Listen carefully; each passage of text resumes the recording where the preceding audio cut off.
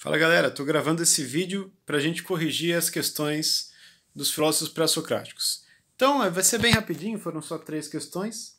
A primeira questão foi por que eles eram considerados filósofos da physis, e a resposta é simples, né? Porque o objeto de estudo deles era a physis, era a natureza. Por isso, filósofos da physis ou filósofos da natureza. Por quê? Porque eles queriam entender a natureza, né? Era a problemática deles. Segunda pergunta era por que o Tales de Mileto é considerado o primeiro filósofo. E a resposta é que é porque ele foi o primeiro a tentar dar uma narrativa puramente racional para explicar a physis. Né? Ele tenta responder à origem da physis sem recorrer a deuses ou a elementos míticos em sua narrativa, em seu discurso. Ele se usa apenas de elementos racionais.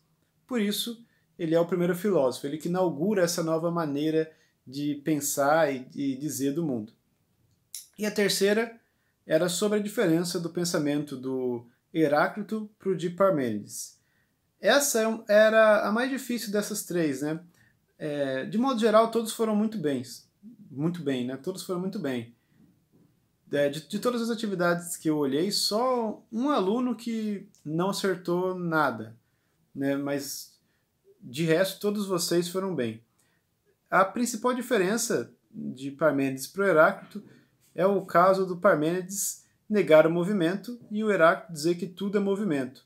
Então, para o Heráclito, tentar encontrar algum princípio, alguma verdade que seja imutável é você tentar parar um mundo que é contínuo. Então, seria uma ilusão. Já para o Parmênides, o movimento é uma ilusão, né? Ou seja, Parmênides duvida dos dados do sentido. E só a razão para o Parmênides é capaz de nos fazer chegar à verdade e entender que, para ele, o ser é imóvel, é imutável, é fixo, é estático. Então, eu vi, por exemplo, alguns alunos colocaram sobre a questão da dialética, né? Porque para o Heráclito, para o Heráclito havia essa dialética, esse jogo de opostos, né? Da subida e a descida, a noite e o dia. E para o Parmênides, tudo isso era o ser. Tudo isso faz parte do grupo ser. Né? Para o Parmênides, tudo é classificado como ser e não ser. Só que o não ser é impensável. A gente não consegue pensar no que não é, e nem dizer. Então tudo está no campo do ser para o Parmênides. Por isso que o movimento é uma ilusão.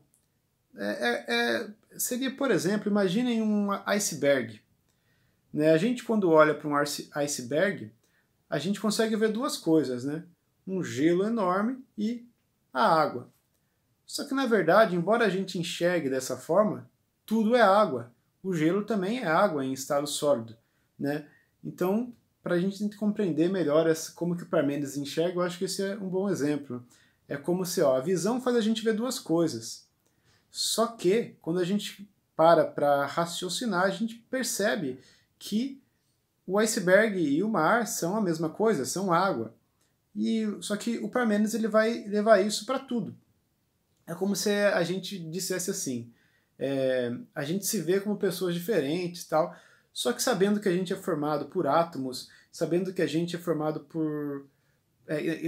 que esses átomos possuem energia, é como se a gente desse esse salto para trás e falar, na verdade, a gente enxerga vários particulares, mas tudo não passa de um amontoado de átomo, de um amontoado de energia, só que os nossos dados sensíveis não nos permite captar esse tipo de coisa, né? Só que na realidade, a verdade é que tudo é um, tudo está no grupo do ser. O não ser é impensável, é indizível, certo? Bom, caso não tenha ficado claro, mandem mensagem para mim no WhatsApp e a gente vai conversando. Mas a principal diferença mesmo é aquela que todos vocês colocaram. Um nega o movimento, que é o Parmênides, e para o outro tudo é movimento. Ele nega a imobilidade, que é o Heráclito. Então, vocês estão de parabéns aí, viu? A maioria foi super bem. Valeu, gente!